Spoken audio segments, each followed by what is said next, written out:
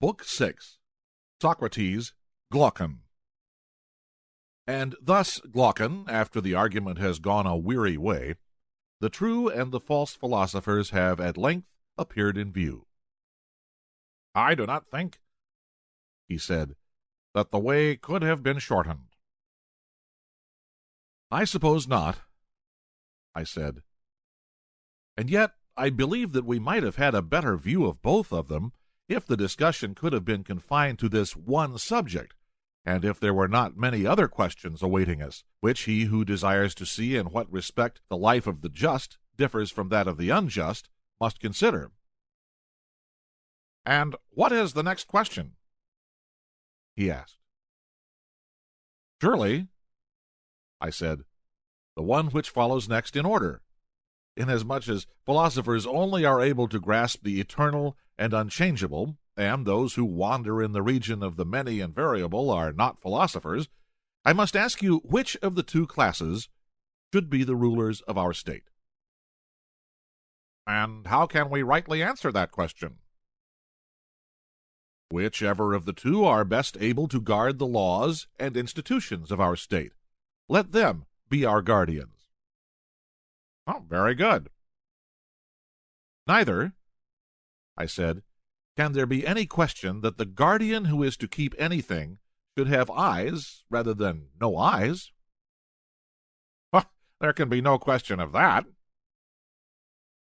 And are not those who are verily and indeed wanting in the knowledge of the true being of each thing, and who have in their souls no clear pattern, and are unable, as with a painter's eye, to look at the absolute truth and to that original to repair, and having perfect vision of the other world to order the laws about beauty, goodness, justice in this, if not already ordered, and to guard and preserve the order of them, are not such persons, I ask, simply blind?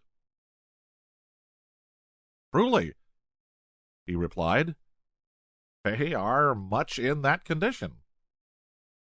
And shall they be our guardians when there are others who, besides being their equals in experience and falling short of them in no particular virtue, also know the very truth of each thing? There can be no reason, he said, for rejecting those who have this greatest of all great qualities. They must always have the first place, unless they fail in some other respect. Suppose, then, I said, that we determine how far they can unite this and the other excellences. Well, by all means. But in the first place, as we began by observing, the nature of the philosopher has to be ascertained. We must come to an understanding about him, and when we have done so, then, if I am not mistaken, we shall also acknowledge that such a union of qualities is possible, and that those in whom they are united, and those only, should be the rulers in the state. What do you mean? Let us suppose that philosophical minds always love knowledge of a sort which shows them the eternal nature, not varying from generation and corruption. Agreed. And, further, I said, let us agree that they are lovers of all true being. There is no part, whether greater or less, or more or less honorable, which they are willing to renounce, as we said before of the lover and the man of ambition. True. And if they are to be what we were describing, is there not another quality which they should also possess? What quality? Truthfulness. They will never intentionally receive into their mind falsehood, which is their detestation, and they will love the truth. Oh, yes, that may be safely affirmed of them. Maybe, my friend, I replied, is not the word. Say rather, must be affirmed. For he whose nature is amorous of anything cannot help loving all that belongs, or is akin to the object of his affections. All right, said. And is there anything more akin to wisdom than truth? How can there be? Can the same nature be a lover of wisdom and a lover of falsehood? Oh, never. The true lover of learning then must from his earliest youth, as far as in him lies, desire all truth? Assuredly. But then again, as we know by experience, he whose desires are strong in one direction will have them weaker in others. They will be like a stream which has been drawn off into another channel. True. He whose desires are drawn towards knowledge in every form will be absorbed in the pleasures of the soul, and will hardly feel bodily pleasure. I mean, if he be a true philosopher and not a sham one. Oh, that is most certain. Such a one is sure to be temperate, and the reverse of covetous. For the motives which make another man desirous of having and spending have no place in his character. Very true. Another criterion of the philosophical nature has also to be considered. What is that? There should be no secret corner of illiberality. Nothing can be more antagonistic than meanness to a soul which is ever longing after the whole of things, both divine and human. Ah, most true, he replied. Then how can he who has magnificence of mind and is the spectator of all time and all existence think much of human life? Oh, he cannot. Or can such a one count death fearful? Oh, no, indeed. Then the cowardly and mean nature has no part in true philosophy? Certainly not. Or again, can he who is harmoniously constituted, who is not covetous or mean or a boaster or a coward, can he, I say, ever be unjust or hard in his dealings? Impossible. Then you will soon observe whether a man is just and gentle, or rude and unsociable. These are the signs which distinguish even in youth the philosophical nature from the unphilosophical. True. There is another point which should be remarked. What point? Whether he has or has not a pleasure in learning. For no one will love that which gives him pain, and in which, after much toil, he makes little progress. Certainly not. And again, if he is forgetful and retains nothing of what he learns, will he not be an empty vessel?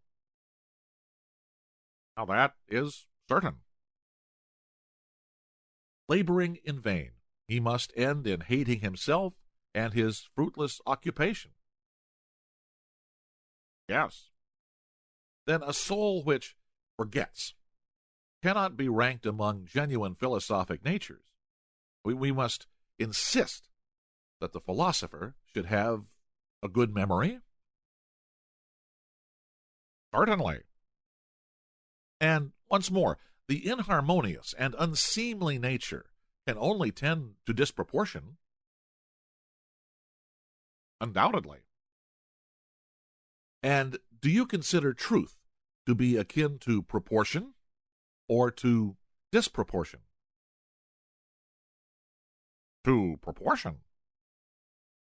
Then, besides other qualities, we must try to find a naturally well-proportioned and gracious mind, which will move spontaneously towards the true being of everything. Certainly. Well, and do not all these qualities, which we have been enumerating, go together? And are they not in a manner necessary to a soul, which is to have a full and perfect participation of being? Well, they are absolutely necessary, he replied. And must not that be a blameless study which he only can pursue who has the gift of a good memory, and is quick to learn, noble, gracious, friend of truth, justice, courage, temperance, who are his kindred? The god of jealousy himself, he said, could find no fault with such a study. And to men like him, I said, when perfected by years and education, and to these only you will entrust the state. Socrates, Adeimantus. Here Adeimantus interposed, and said, To these statements, Socrates, no one can offer a reply, but when you talk in this way, a strange feeling passes over the minds of your hearers. They fancy that they are led astray a little at each step in the argument, owing to their own want of skill in asking and answering questions. These littles accumulate, and at the end of the discussion they are found to have sustained a mighty overthrow, and all their former notions appear to be turned upside down. And as unskilful players of draughts are at last shut up by their more skilful adversaries, and have no peace to move, so they too find themselves shut up at last, for they have nothing to say in this new game of which words are the counters, and yet all the time they are in the right. The observation is suggested to me by what is now occurring. For any one of us might say that, although in words he is not able to meet you at each step of the argument, he sees as a fact that the votaries of philosophy, whether they carry on the study not only in youth as a part of education, but as the pursuit of their maturer years, most of them become strange monsters, not to say utter rogues, and that those who may be considered the best of them are made useless to the world by the very study which you extol. Well, and do you think that those who say so are wrong? I cannot tell, he replied, but I should like to know what is your opinion. Here is my answer. I am of opinion that they are quite right. Oh, then how can you be justified in saying that cities will not cease from evil until philosophers rule in them, when philosophers are acknowledged by us to be no use to them? Well, you ask a question, I said, to which a reply can only be given in a parable. Yes, Socrates, and that is a way of speaking to which you are not at all accustomed, I suppose. I perceive, I said, that you are vastly amused at having plunged me into such a hopeless discussion. But now hear the parable, and then you will be still more amused at the meagerness of my imagination. For the manner in which the best men are treated in their own states is so grievous that no single thing on earth is comparable to it.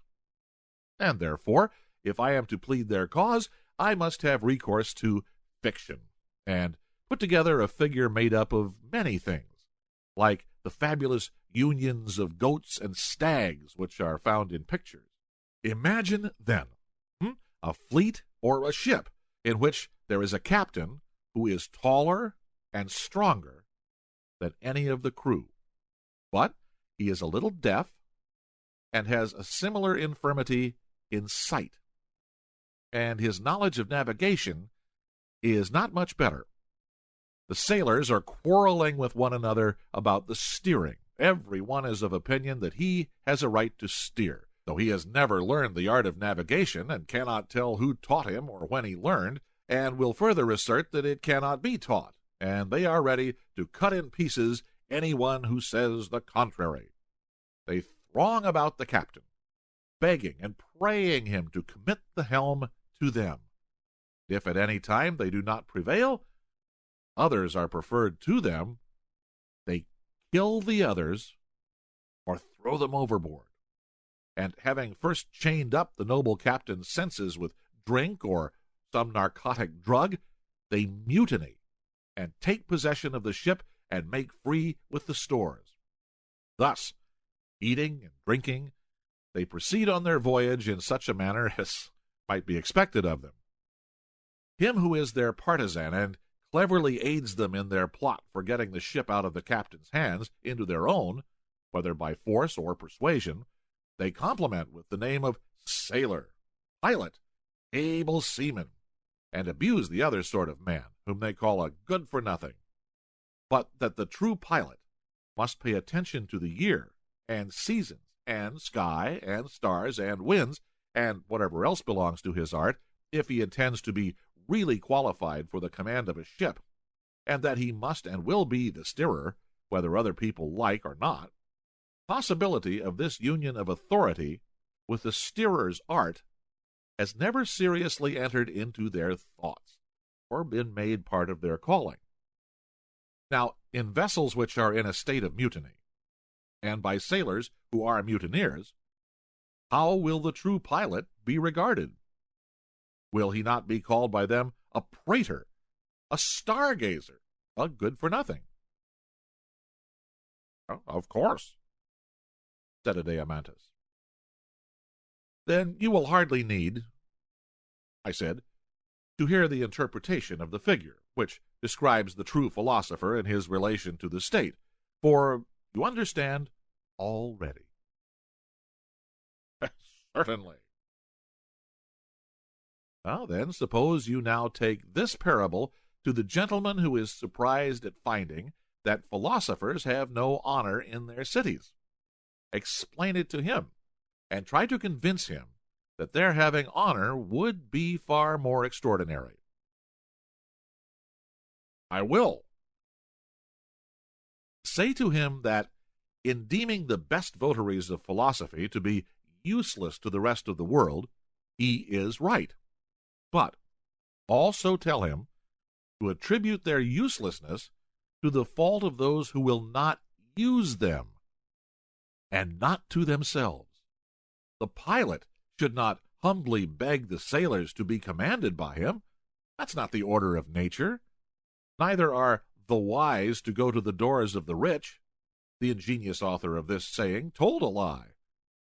Truth is, that when a man is ill, whether he be rich or poor, to the physician he must go, and he who wants to be governed, to him who is able to govern. The ruler who is good for anything ought not to beg his subjects to be ruled by him. Although the present governors of mankind are of a different stamp, they may be justly compared to the mutinous sailors, and the true helmsmen, those who are called by them good-for-nothings and stargazers. Precisely so, said. For these reasons, and among men like these, philosophy, the noblest pursuit of all, is not likely to be much esteemed by those of the opposite faction. Not that the greatest and most lasting injury is done to her by her opponents, but by her own professing followers, the same of whom you suppose the accuser to say that the greater number of them are arrant rogues, the best are useless, in which opinion I agreed. Yes. And the reason why the good are useless has now been explained? True. Then shall we proceed to show that the corruption of the majority is also unavoidable, and that this is not to be laid to the charge of philosophy any more than the other? By all means. And let us ask and answer in turn, first going back to the description of the gentle and noble nature. Truth, as you will remember, was his leader, whom he followed always and in all things. Failing in this, he was an impostor, had no part or lot in true philosophy.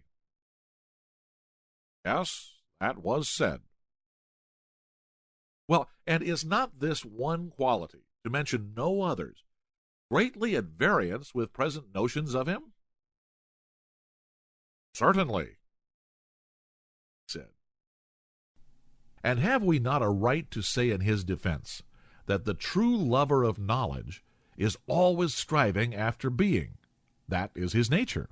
He will not rest in the multiplicity of individuals, which is an appearance only, but will go on. The keen edge will not be blunted, nor the force of his desire abate, until he have attained the knowledge of the true nature of every essence by a sympathetic and kindred power in the soul, and by that power drawing near and mingling and becoming incorporate with very being. Having begotten mind and truth, he will have knowledge and will live and grow truly. And then, and not till then, will he cease from his travail. Nothing, he said, can be more just than such a description of him. And will the love of a lie be any part of a philosopher's nature? Will he not utterly hate a lie? He will. And when truth is the captain, we cannot suspect any evil of the band which he leads. Impossible. Justice and health of mind will be of the company, and temperance will follow after. True, he replied. Neither is there any reason why I should again set in array the philosopher's virtues, as you will doubtless remember that courage, magnificence, apprehension, memory were his natural gifts. And you objected that, although no one could deny what I then said, still, if you leave words and look at facts, the persons who are thus described are some of them manifestly useless, and the greater number utterly depraved. We were then led to inquire into the grounds of these accusations, and have now arrived at the point of asking, why are the majority bad? Which question of necessity brought us back to the examination and definition of the true philosopher. Well, exactly. And we have next to consider the corruptions of the philosophic nature. Why so many are spoiled, and so few escape spoiling? I am speaking of those who were said to be useless, but not wicked. And when we have done with them, we will speak of the imitators of philosophy. What manner of men are they who aspire after a profession which is above them, and of which they are unworthy, and then, by their manifold inconsistencies, bring upon philosophy and upon all philosophers that universal reprobation of which we speak? What are these corruptions? He said. I will see if I can explain them to you. Every one will admit that a nature having in perfection all the qualities which we required in a philosopher is a rare plant which is seldom seen among men. Rare indeed. And what numberless and powerful causes tend to destroy these rare natures? What causes? In the first place, there are their own virtues, their courage, temperance, and the rest of them, every one of which praiseworthy qualities, and this is a most singular circumstance, destroys and distracts from philosophy the soul which is the possessor of them. Well, that is very singular, he replied. Then there are all the ordinary goods of life, beauty, wealth, strength, rank, and great connections in the state. You understand the sort of things. These also have a corrupting and distracting effect. I understand, but I should like to know more precisely what you mean about them. Grasp the truth as a whole, I said, and in the right way. You will then have no difficulty in apprehending the preceding remarks, and they will no longer appear strange to you. Oh, and how am I to do so? He asked. Why, I said, we know that all germs or seeds, whether vegetable or animal, when they fail to meet with proper nutriment or climate or soil in proportion to their vigor, are all the more sensitive to the want of a suitable environment. For evil is a greater enemy to what is good than what is not. Well, very true. There is reason in supposing that the finest natures, when under alien conditions, receive more injury than the inferior, because the contrast is greater. Certainly. And may we not say, Adeimantus, that the most gifted minds, when they are ill-educated, become preeminently bad? Do not great crimes and the spirit of pure evil spring out of a fullness of nature ruined by education rather than from any inferiority, whereas weak natures are scarcely capable of any very great good or very great evil? There I think that you are right. And our philosopher follows the same analogy. He is like a plant, which, having proper nurture, must necessarily grow and mature into all virtue. But if sown and planted in an alien soil, becomes the most noxious of all weeds, unless he be preserved by some divine power.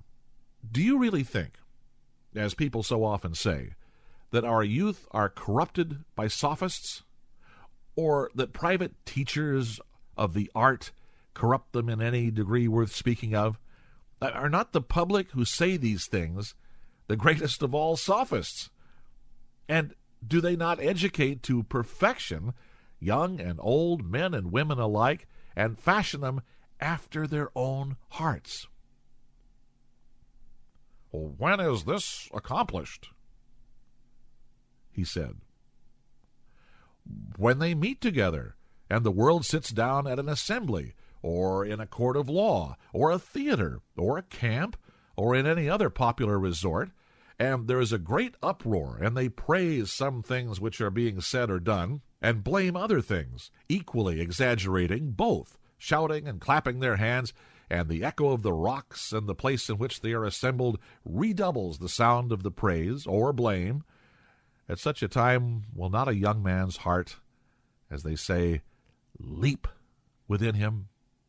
Will any private training enable him to stand firm against the overwhelming flood of popular opinion?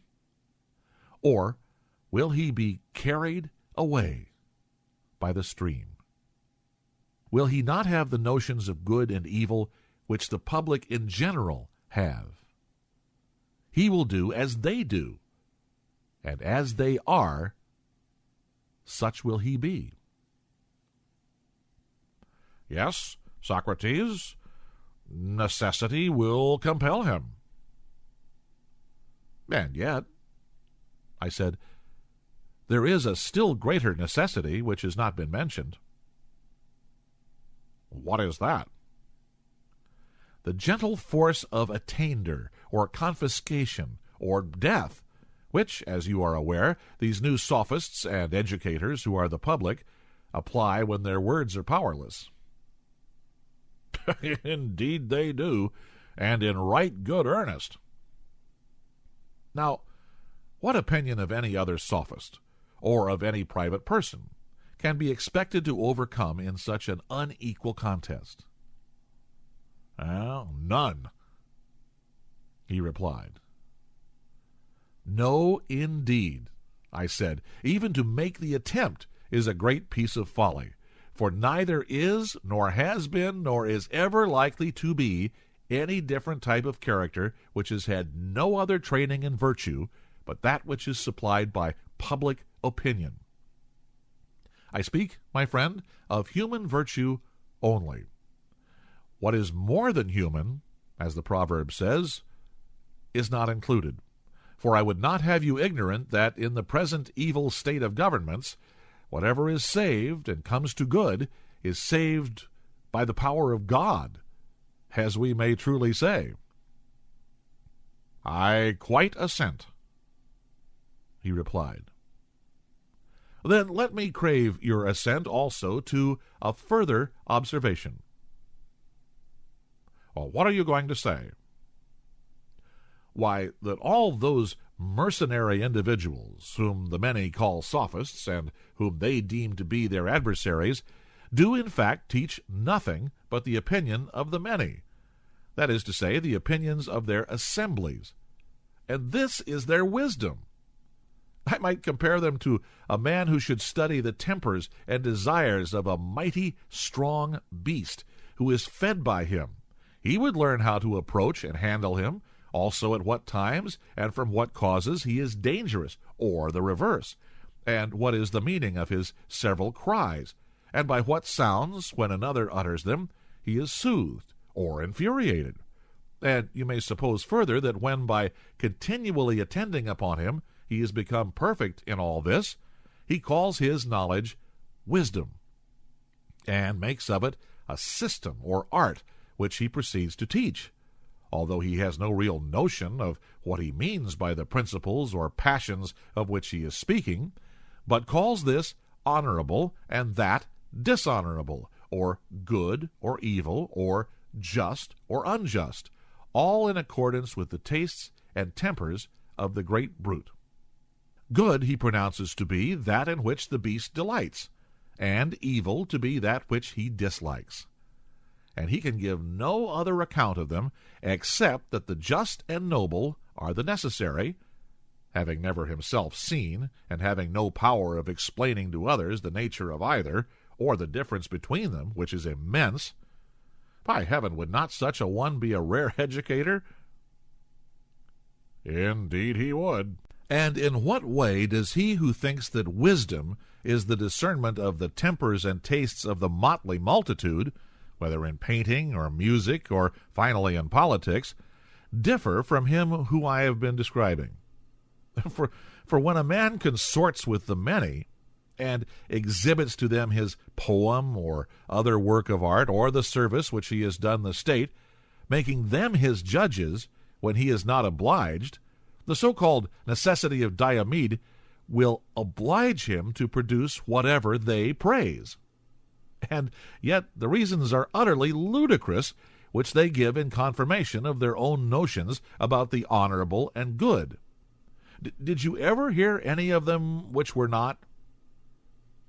No, nor am I likely to hear. You recognize the truth of what I've been saying. Then let me ask you to consider further whether the world will ever be induced to believe in the existence of absolute beauty rather than of the many beautiful, or of the absolute in each kind rather than of the many in each kind? Oh, certainly not. Then the world cannot possibly be a philosopher. Impossible. And therefore philosophers must inevitably fall under the censure of the world. They must. And of individuals who consort with the mob and seek to please them. That is evident. Then do you see any way in which the philosopher can be preserved in his calling to the end? And remember what we were saying of him, that he has to have quickness and memory and courage and magnificence. These were admitted by us to be the true philosopher's gifts. Yes. Will not such a one from his early childhood be in all things first among all, especially if his bodily endowments are like his mental ones? Certainly, he said. And his friends and fellow citizens will want to use him as he gets older for their own purposes. No question. Falling at his feet, they will make requests to him and do him honor and flatter him, because they want to get into their hands now the power which he will one day possess. Now, that often happens, he said. And what will a man such as he be likely to do under such circumstances, especially if he be a citizen of a great city, rich and noble, and a tall, proper youth? Will he not be full of boundless aspirations, and fancy himself able to manage the affairs of Hellenes and of barbarians, and having got such notions into his head, will he not dilate and elevate himself in the fullness of vain pomp and senseless pride? To be sure, he will. Now, when he is in this state of mind, if someone gently comes to him and tells him that he's a fool and must get understanding, which can only be got by slaving for it, do you think that under such adverse circumstances he will be easily induced to listen? Oh, far otherwise.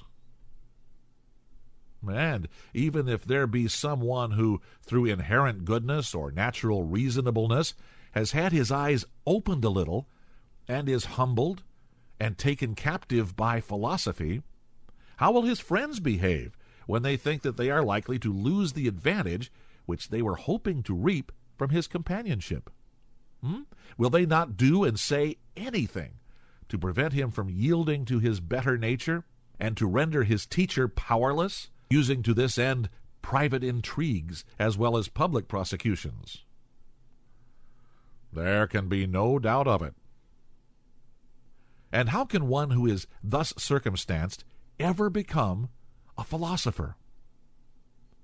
Impossible. Then were we not right in saying that even the very qualities which make a man a philosopher may, if he be ill-educated, divert him from philosophy, no less than riches and their accompaniments and the other so-called goods of life? We were quite right.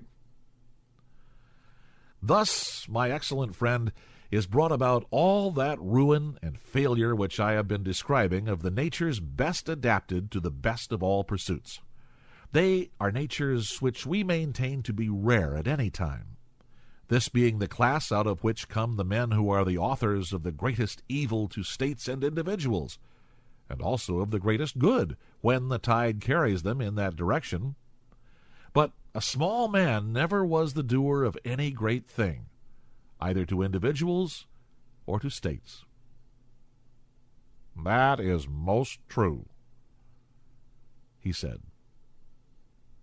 And so philosophy is left desolate, with her marriage rite incomplete, for her own have fallen away and forsaken her, and while they are leading a false and unbecoming life, other unworthy persons, seeing that she has no kinsmen to be her protectors, enter in and dishonor her, and fasten upon her the reproaches which, as you say, her reprovers utter, who affirm of her votaries that some are good for nothing, and that the greater number deserve the severest punishment. Well, that is certainly what people say. Yes, and what else would you expect? I said. When you think of the puny creatures who, seeing this land open to them, a land well stocked with fair names and showy titles, like prisoners running out of prison into a sanctuary, take a leap out of their trades into philosophy. Those who do so being probably the cleverest hands at their own miserable crafts. For although philosophy be in this evil case, still there remains a dignity about her which is not to be found in the arts. And many are thus attracted by her whose natures are imperfect, and whose souls are maimed and disfigured by their meannesses, as their bodies are by their trades and crafts. Is this not unavoidable? Yes. Are they not exactly like a bald little tinker who has just got out of durance and come into a fortune? He takes a bath, puts on a new coat, and is decked out as a bridegroom going to marry his master's daughter, who is left poor and desolate. A most exact parallel. What will be the issue of such marriages? Will they not be vile and bastard? Well, there can be no question of it. And when persons who are unworthy of education approach philosophy and make an alliance with her who is a rank above them, what sort of ideas and opinions are likely to be generated? Will they not be sophisms captivating to the ear, having nothing in them genuine or worthy of or akin to true wisdom? Well, no doubt, he said.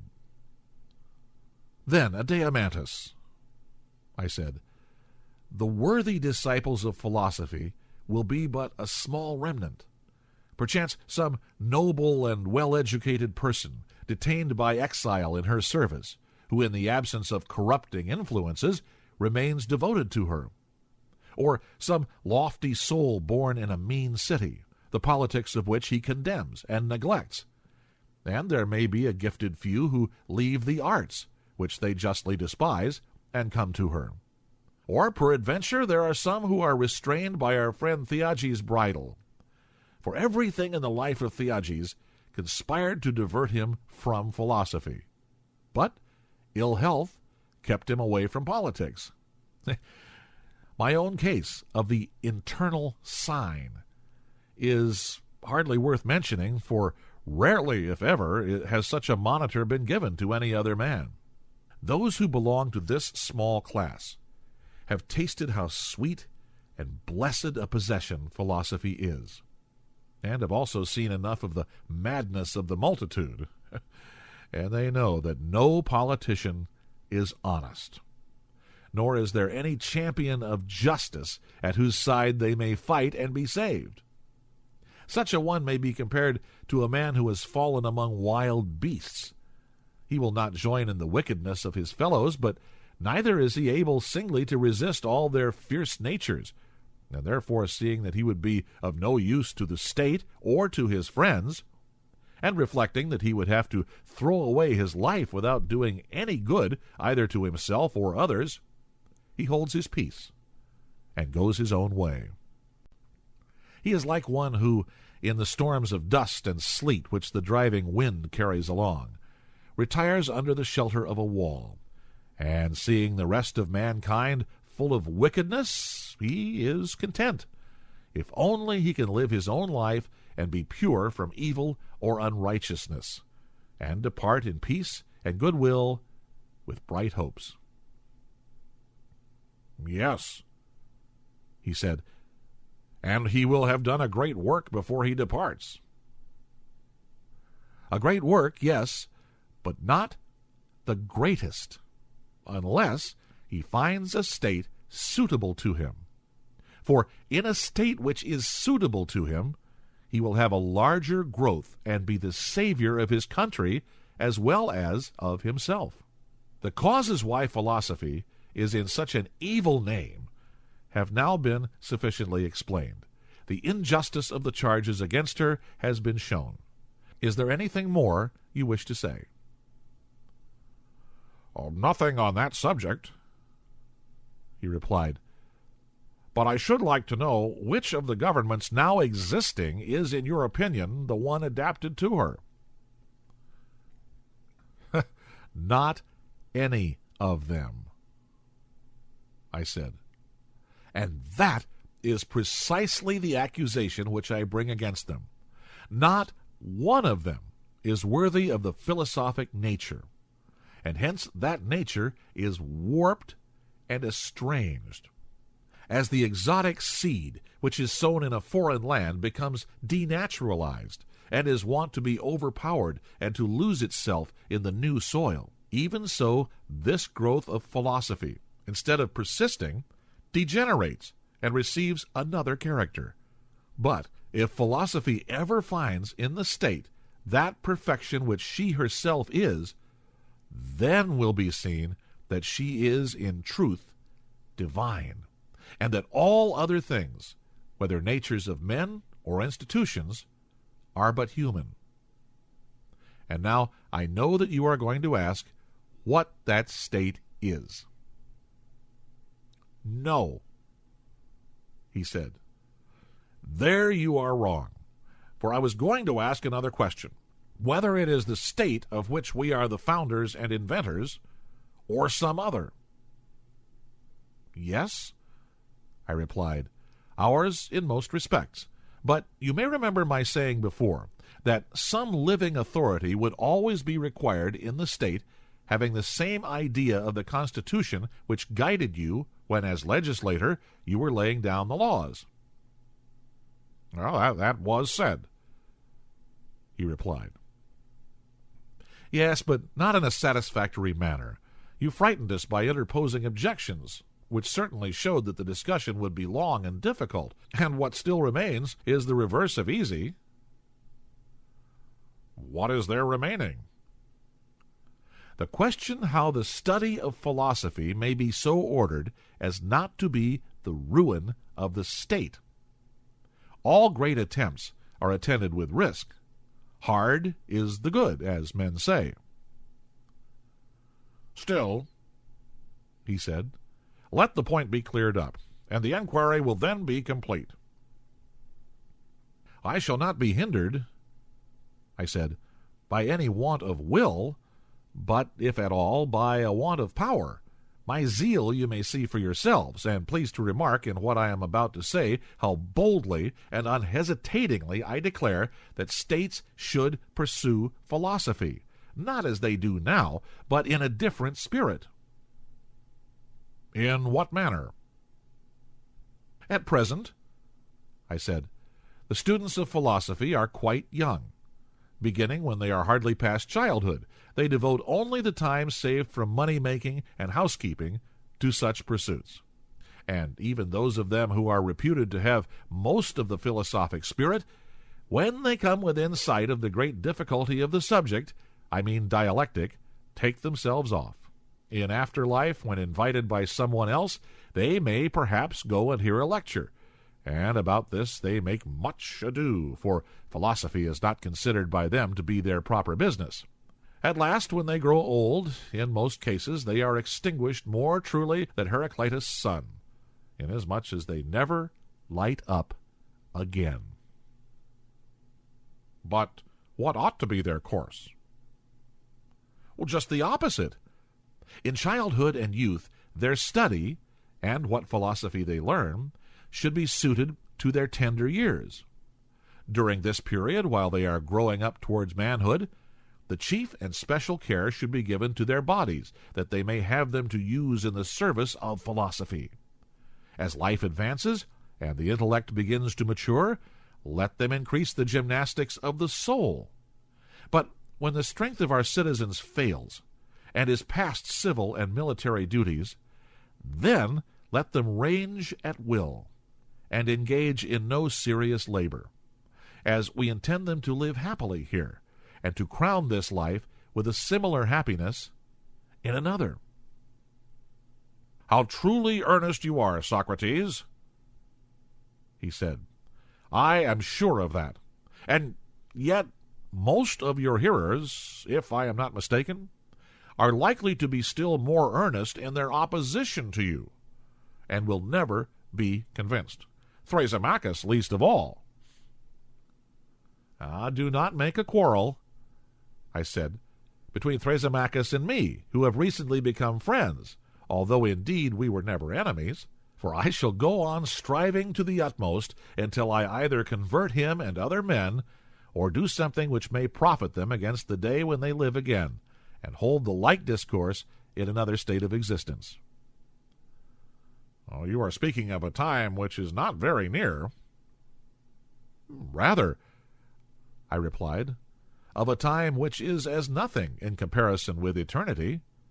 Nevertheless, I do not wonder that the many refuse to believe, for they have never seen that of which we are now speaking realized. They have seen only a conventional imitation of philosophy, consisting of words artificially brought together, not like these of ours, having a natural unity. But a human being who in word and work is perfectly molded, as far as he can be, into the proportion and likeness of virtue, such a man, ruling in a city which bears the same image, they have never yet seen, neither one nor many of them. Do you think that they ever did? No, indeed. No, my friend, and they have seldom, if ever, heard free and noble sentiments, such as men utter when they are earnestly and by every means in their power seeking after truth for the sake of knowledge, while they look coldly on the subtleties of controversy, of which the end is opinion and strife, whether they meet with them in the courts of law or in society. Now they are strangers, he said, to the words of which you speak.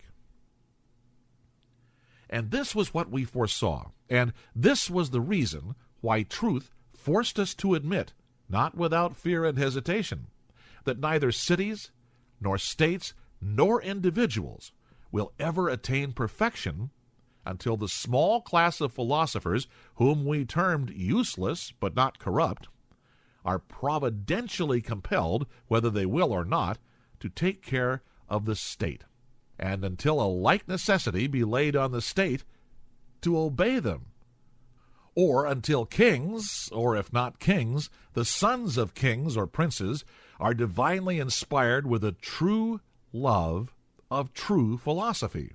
That either or both of these alternatives are impossible, I see no reason to affirm. If they were so, we might indeed be justly ridiculed as dreamers and visionaries. Am I not right?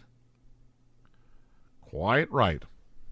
If then, in the countless ages of the past, or at the present hour in some foreign clime which is far away and beyond our ken, the perfected philosopher is, or has been, or hereafter shall be, compelled by a superior power to have the charge of the state, we are ready to assert to the death that this our Constitution has been, and is, yea, and will be, whenever the muse of philosophy is queen. There is no impossibility in all this. That there is difficulty, we acknowledge ourselves. My opinion agrees with yours, he said. But do you mean to say that this is not the opinion of the multitude? I should imagine not, he replied. Oh, my friend, I said, do not attack the multitude. They will change their minds, if not in an aggressive spirit, but gently, and with the view of soothing them and removing their dislike of over-education. You show them your philosophers as they really are, and describe, as you were just now doing, their character and profession. And then mankind will see that he of whom you are speaking is not such as they supposed. If they view him in this new light, they will surely change their notion of him, and answer in another strain. Who can be at enmity with one who loves them? Who that is himself gentle and free from envy will be jealous of one in whom there is no jealousy? Nay, let me answer for you, that in a few this harsh temper may be found, but not in the majority of mankind. I quite agree with you, he said. And do you not also think, as I do, that the harsh feeling which the many entertain toward philosophy originates in the pretenders, who rush in uninvited and are always abusing them and finding fault with them, who make persons instead of things the theme of their conversation? And nothing can be more unbecoming in philosophers than this. It is most unbecoming. For he, Adeimantus, whose mind is fixed upon true being, has surely no time to look down upon the affairs of earth, or to be filled with malice and envy, contending against men. His eye is ever directed toward things fixed and immutable, which he sees neither injuring nor injured by one another, but all in order, moving according to reason. These he imitates, and to these he will, as far as he can, conform himself. Can a man help imitating that with which he holds reverential converse? Impossible. And the philosopher holding converse with the divine order becomes orderly and divine, as far as the nature of man allows. But, like everyone else, he will suffer from detraction. Well, of course. And if a necessity be laid upon him of fashioning not only himself, but human nature generally, whether in states or individuals, into that which he beholds elsewhere, will he, think you, be an unskilful artificer of justice, temperance, and every civil virtue? Oh, anything but unskilful. And if the world perceives that what we are saying about him is the truth, will they be angry with philosophy? Will they disbelieve us when we tell them that no state can be happy which is not designed by artists who imitate the heavenly pattern? They will not be angry if they understand, he said. But how will they draw out the plan of which you are speaking? They will begin by taking the state and the manners of men, from which, as from a tablet, they will rub out the picture and leave a clean surface. Now, this is no easy task. But, whether easy or not, herein will lie the difference between them and every other legislator. They will have nothing to do either with individual or state, and will inscribe no laws until they have either found or themselves made a clean surface. They will be very right, he said.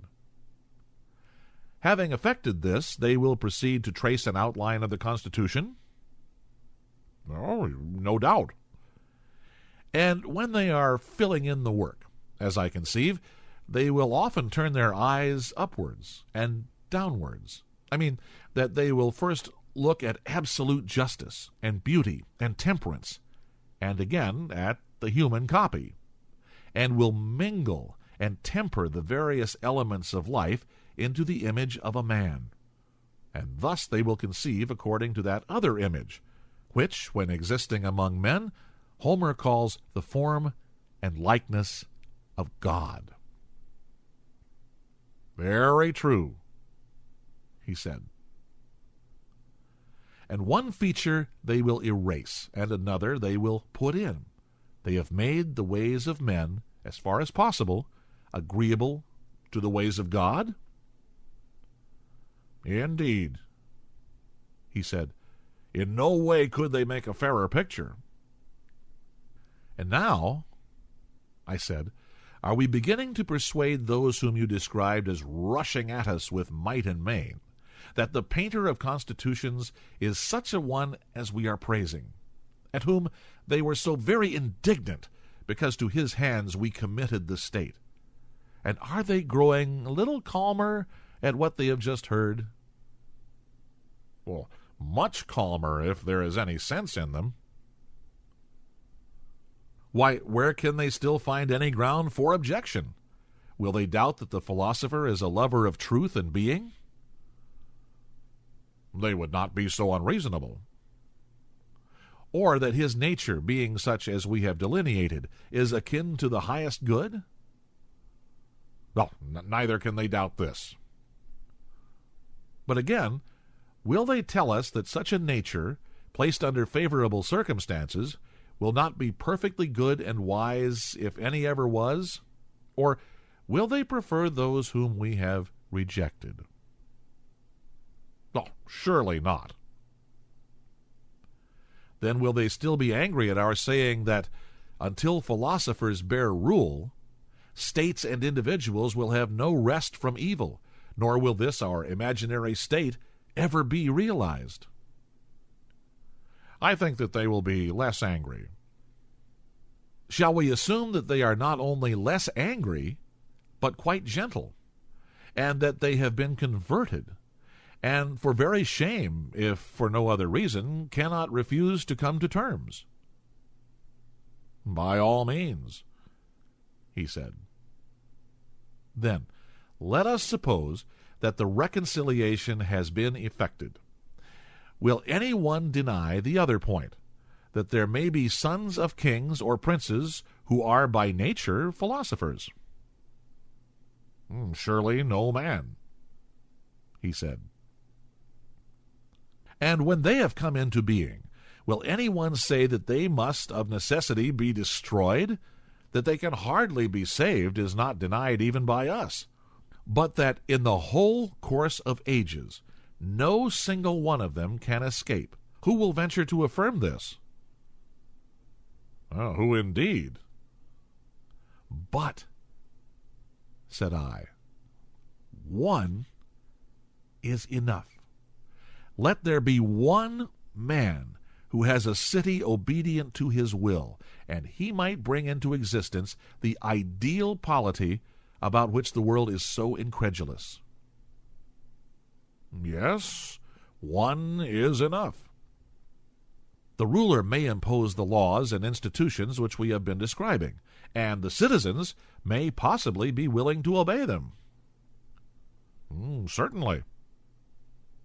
And that others should approve of what we approve is no miracle or impossibility. I think not. But we have sufficiently shown in what has preceded that all this, if only possible, is assuredly for the best. We have. And now we say not only that our laws, if they could be enacted, would be for the best, but also that the enactment of them, though difficult, is not impossible. Very good. And so, with pain and toil, we have reached the end of one subject, but more remains to be discussed. How, and by what studies and pursuits, will the saviors of the Constitution be created? And at what ages are they to apply themselves to their several studies? Certainly. I omitted the troublesome business of the possession of women, and the procreation of children, and the appointment of the rulers, because I knew that the perfect state would be eyed with jealousy and was difficult of attainment. But that piece of cleverness was not of much service to me, for I had to discuss them all the same. The women and children are now disposed of, but the other question of the rulers must be investigated from the very beginning. Now, we were saying, as you will remember, that they were to be lovers of their country, tried by the test of pleasures and pains, and neither in hardships, nor in dangers, nor at any other critical moment were to lose their patriotism. He was to be rejected who failed, but he who always came forth pure, like gold tried in the refiner's fire, was to be made a ruler, and to receive honors and rewards in life and after death. This was the sort of thing which was being said. And then the argument turned aside and veiled her face, not liking to stir the question that has now arisen. I perfectly remember, he said. Yes, my friend, I said, and I then shrank from hazarding the bold word. But now let me dare to say that the perfect guardian must be a philosopher. Yes, he said. Let that be affirmed.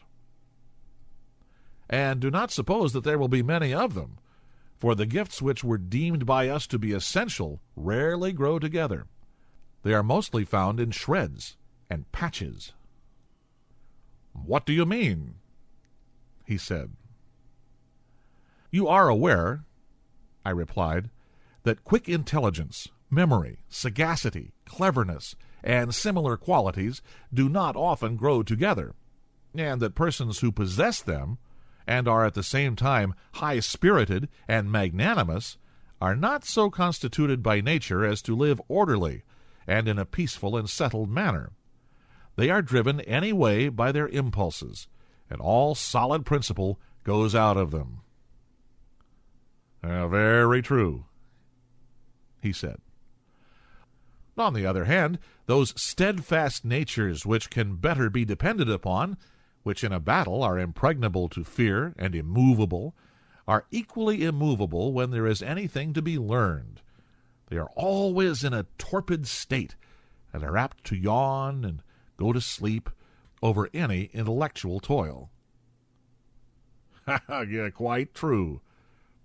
And yet we were saying that both qualities were necessary in those to whom the higher education is to be imparted, and who are to share in any office or command. Certainly, he said. And will they be a class which is rarely found? Oh, yes, indeed. Then the aspirant must not only be tested in those labors and dangers and pleasures which we mentioned before, but there is another kind of probation which we did not mention. He must be exercised also in many kinds of knowledge, to see whether the soul will be able to endure the highest of all, will faint under them, as in any other studies and exercises. Yes, he said. You are quite right in testing him, but what do you mean by the highest of all knowledge? Well, you may remember, I said, that we divided the soul into 3 parts, and distinguished the several natures of justice, temperance, courage, and wisdom. Indeed, he said. If I had forgotten, I should not deserve to hear more. And do you remember the word of caution which preceded the discussion of them? To what do you refer? We were saying, if I am not mistaken, that he who wanted to see them in their perfect beauty must take a longer and more circuitous way, at the end of which they would appear, but that we could add on a popular exposition of them on a level with the discussion which had preceded. And you replied that such an exposition would be enough for you, and so the enquiry was continued in what to me seemed to be a very inaccurate manner. Whether you were satisfied or not, it is for you to say. Yes, he said. I thought, and the others thought, that you gave us a fair measure of truth. But, my friend, I said, a measure of such things which in any degree falls short of the whole truth is not fair measure. For nothing imperfect is the measure of anything, although persons are too apt to be contented and think that they need search no further. Not such an uncommon case when people are indolent. Yes, I said, and there cannot be any worse fault in a guardian of the state and of the laws. True. The guardian, then, I said, must be required to take the longer circuit and toil at learning as well as at gymnastics, or he will never reach the highest knowledge of all, which, as we were just now saying, is his proper calling. What, he said, is there a knowledge still higher than this, higher than justice and the other virtues? Yes, I said, there is. And of the virtues, too, we must behold not the outline merely, as at present. Nothing short of the most finished picture should satisfy us. When little things are elaborated with an infinity of pains, in order that they may appear in their full beauty and utmost clearness, how ridiculous that we should not think the highest truths worthy of attaining the highest accuracy. A right noble thought. But do you suppose that we shall refrain from asking you what is this highest knowledge? Ask if you will, but I am certain that you have heard the answer many times, and now you either do not understand me, or, as I rather think, you are disposed to be troublesome. For you have been told that the idea of good is the highest knowledge, and that all other things become useful and advantageous only by their use of this. Now you can hardly be ignorant that of this I was about to speak, concerning which, as you have often heard me say, we know so little, and without which any other knowledge or possession of any kind will profit us nothing. Do you think that the possession of all other things is of any value if we do not possess the good? Or the knowledge of all other things if we have no knowledge of beauty and goodness? Assuredly not. You are further aware that most people affirm pleasure to be the good, but the finer sort of wits say it is knowledge. Yes. And you are aware, too, that the latter cannot explain what they mean by knowledge, but are obliged, after all, to say knowledge of the good. How ridiculous!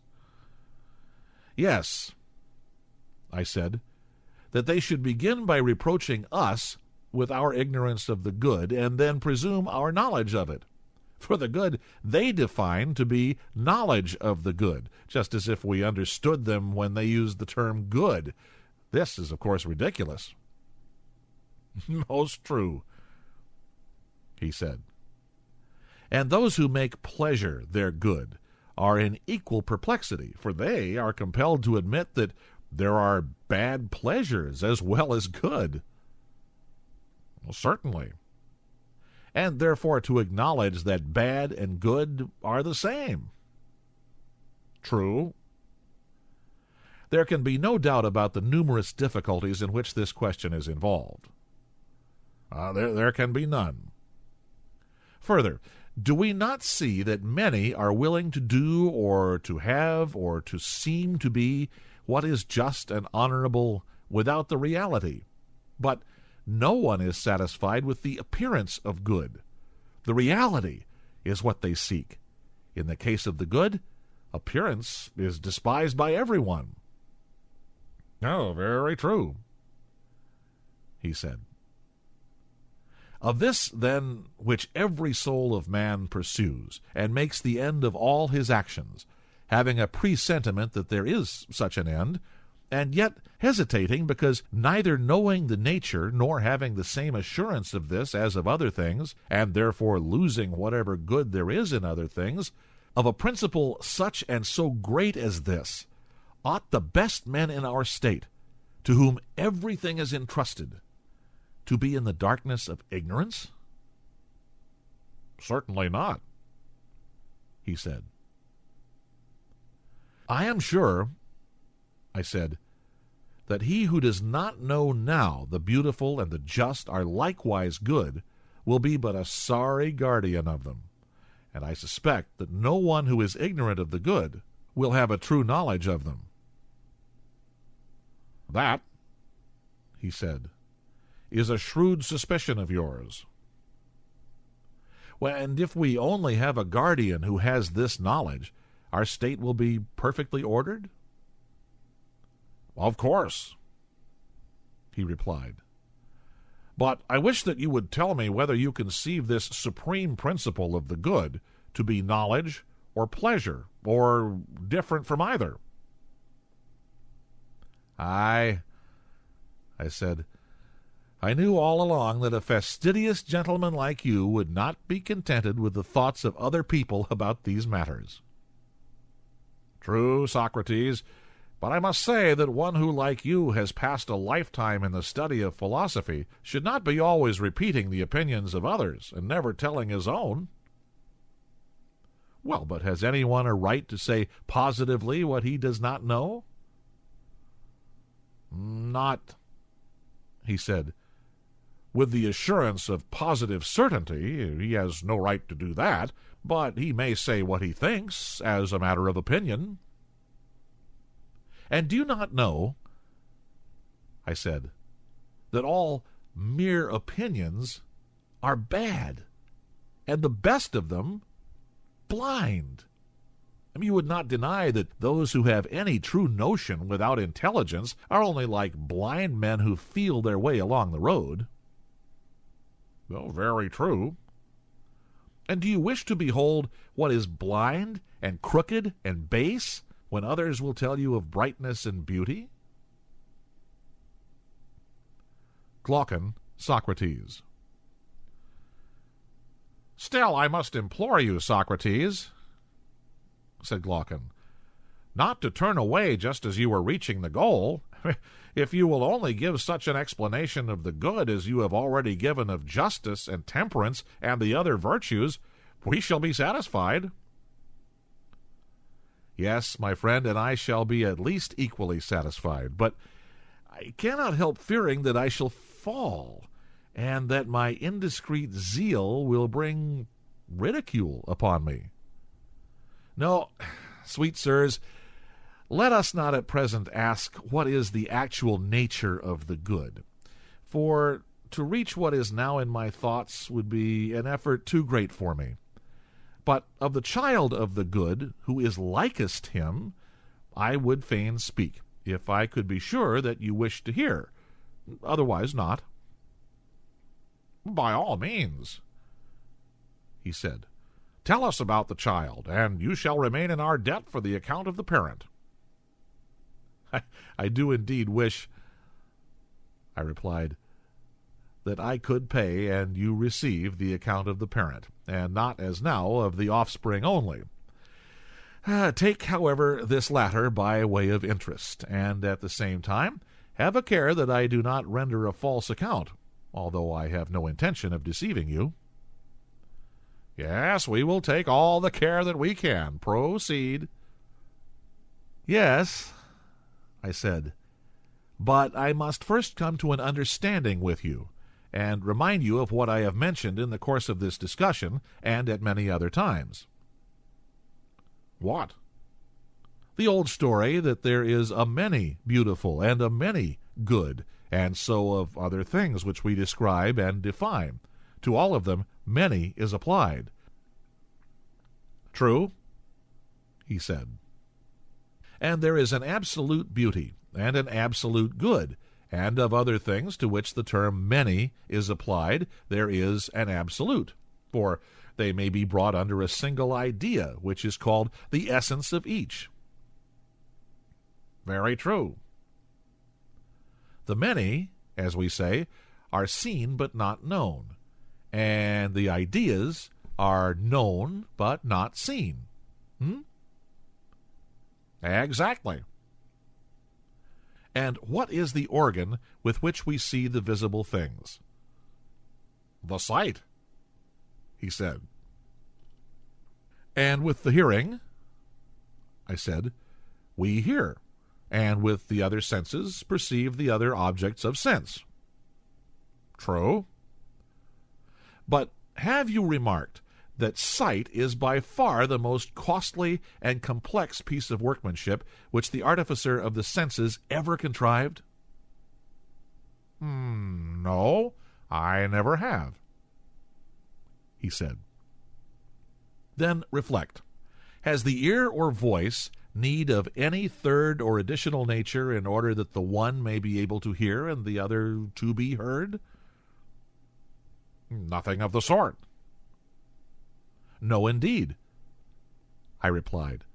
"And the same is true of most, if not all, the other senses. You would not say that any of them requires such an addition?" "No, certainly not."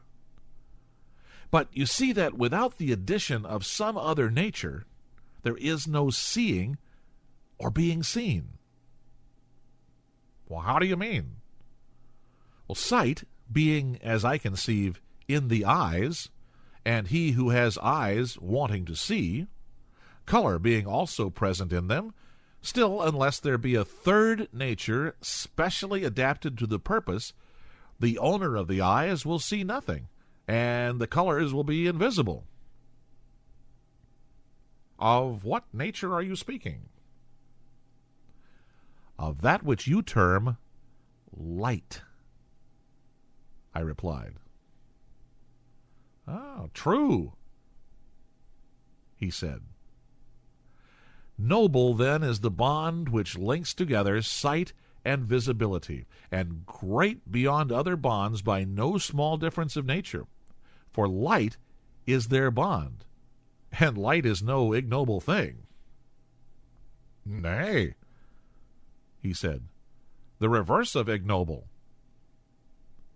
"And which," I said, of the gods in heaven would you say was the Lord of this element? Whose is that light which makes the eye to see perfectly and the visible to appear? Well, you mean the sun, as you and all mankind say. May not the relation of sight to this deity be described as follows? How? Neither sight nor the eye in which sight resides is the sun. No. Yet of all the organs of sense, the eye is the most like the sun. By far the most like. And the power which the eye possesses is a sort of effluence which is dispensed from the sun. Exactly. Then the sun is not sight, but the author of sight, who is recognized by sight. Oh, true, he said. And this is he whom I call the child of the good, whom the good begat in his own likeness, to be in the visible world, in relation to sight and the things of sight. What the good is in the intellectual world, in relation to mind and the things of mind. Will you be a little more explicit? He said. Why, you know, I said, that the eyes, when a person directs them towards objects on which the light of day is no longer shining, but the moon and stars only, see dimly and are nearly blind. They seem to have no clearness or vision in them. Very true. But when they are directed towards objects on which the sun shines, they see clearly, and there is sight in them. Certainly. And the soul is like the eye. When resting upon that on which truth and being shine, the soul perceives and understands and is radiant with intelligence. But when turned toward the twilight of becoming and perishing, then she has opinion only, and goes blinking about, and is first of one opinion and then of another, and seems to have no intelligence. Well, just so. Now, that which imparts truth to the known, and the power of knowing to the knower, is what I would have you term the idea of good.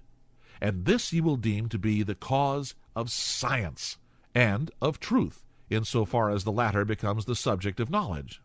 Beautiful, too, as are both truth and knowledge. You will be right in esteeming this other nature as more beautiful than either.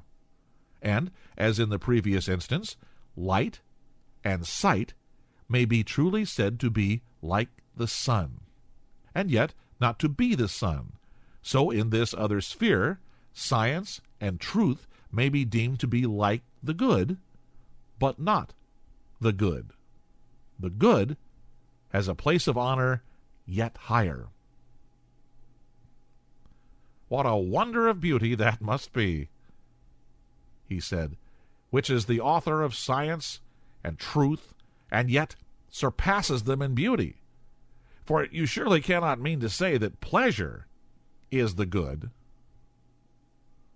God forbid, I replied. But may I ask you to consider the image in another point of view? In what point of view?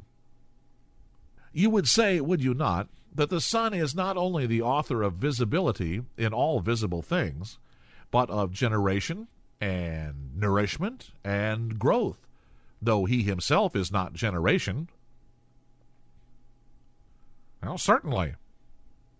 In like manner, the good may be said to be not only the author of knowledge to all things known, but of their being and essence. And yet the good is not essence, but far exceeds essence in dignity and power. Glaucon said with a ludicrous earnestness, "By the light of heaven, how amazing!" Yes, I said, and the exaggeration may be set down to you for you made me utter my fancies. And pray continue to utter them. At any rate, let us hear if there is anything more to be said about the similitude of the sun. Yes, I said, there is a great deal more. Then omit nothing, however slight. I will do my best, I said, but I should think that a great deal will have to be omitted.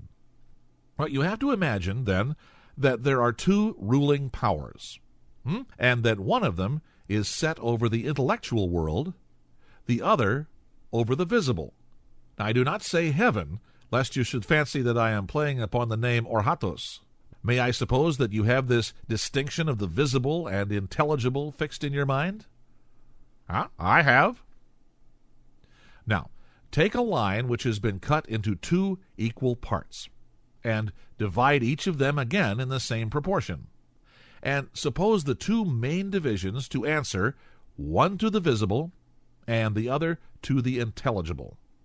And then compare the subdivisions in respect of their clearness and want of clearness, and you will find that the first section in the sphere of the visible consists of images. And by images I mean, in the first place, shadows, and in the second place, reflections in water, and in solid, smoothed, and polished bodies, and the like. Do you understand? Yes, I understand. Imagine now the other section, of which this is only the resemblance, to include the animals which we see, and everything that grows or is made. Well, very good.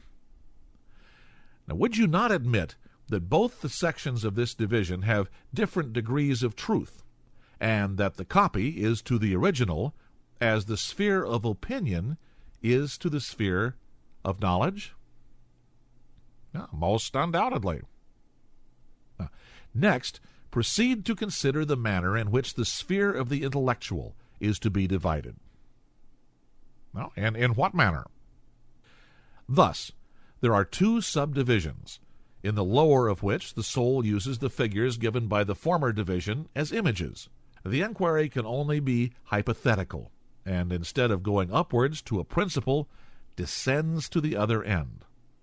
In the higher of the two, the soul passes out of hypotheses and goes up to a principle which is above hypotheses, making no use of images as in the former case, but proceeding only in and through the ideas themselves.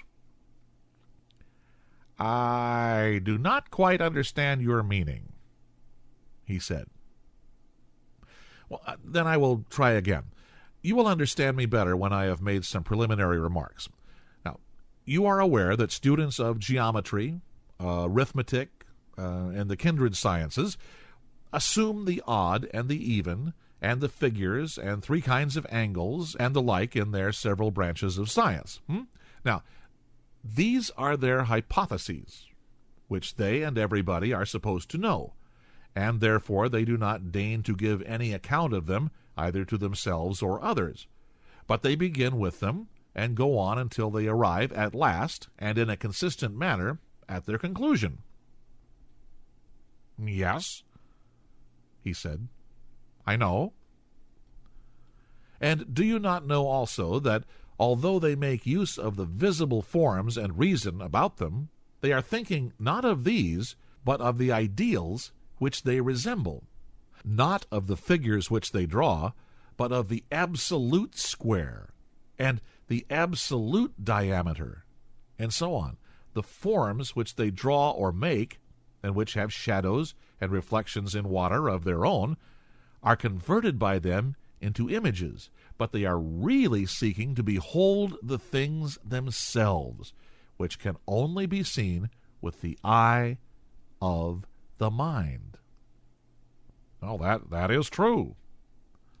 And of this kind I spoke as the intelligible, although in the research after it the soul is compelled to use hypotheses, not ascending to a first principle, because she is unable to rise above the region of hypothesis, but employing the objects of which the shadows below are resemblances in their turn as images, they having in relation to the shadows and reflections of them a greater distinctness, and therefore a higher value.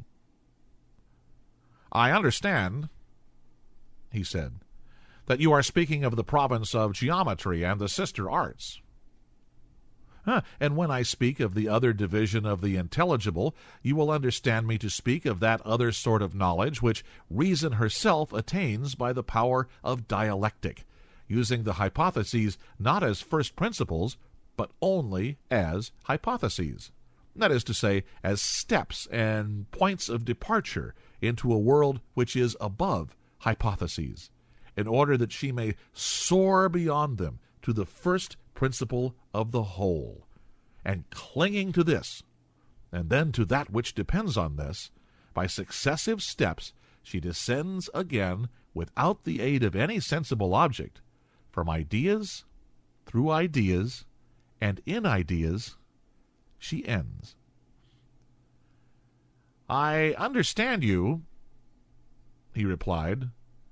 Not perfectly, for you seem to me to be describing a task which is really tremendous, but at any rate I understand you to say that knowledge and being, which is the science of dialectic, contemplates, are clearer than the notions of the arts, as they are termed, which proceed from hypotheses only.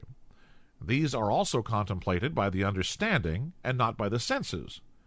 Yet, because they start from hypotheses and do not ascend to a principle, those who contemplate them appear to you not to exercise the higher reason upon them, although when a first principle is added to them, they are cognizable by the higher reason, and the habit which is concerned with geometry and the cognate sciences, I suppose that you would term understanding and not reason, as being intermediate between opinion and reason. You have quite conceived my meaning, I said. And now, corresponding to these four divisions, let there be four faculties in the soul: reason answering to the highest, understanding to the second, faith or conviction to the third, and perception of shadows to the last. And let there be a scale of them. And let us suppose that the several faculties have clearness in the same degree that their objects have truth. I understand, he replied, and give my assent and accept your arrangement.